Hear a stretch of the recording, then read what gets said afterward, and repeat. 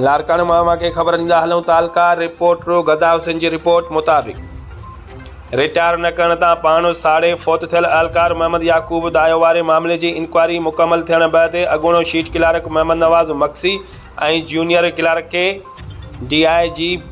DIG जे हुकुम ते SSP Asif रज़ा Baloch junior Clark Mohsin Solangi खे डिसमिस फ्राम सर्विस करे लेटर जारी करे छॾियो ऐं SSP ख़ालिद मुस्तफ़ा कोराई अञा ताईं मोहम्मद नवाज़ मक्सीअ जी डिसमिस फ्राम सर्विस वारो लेटर जारी नाहे कयो।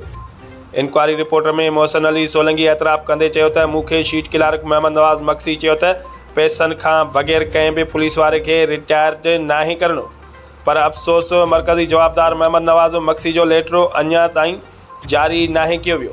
ॿी ॻाल्हि त DIG डिसमिस फ्राम सर्विस वारा पैसा भरे जल्द बहाल थी वेंदा। पहिरीं त अहलकार जी औलाद खे नौकरी ॾियो, बेवा खे ताहयात पगार पूरी बहाल कयो।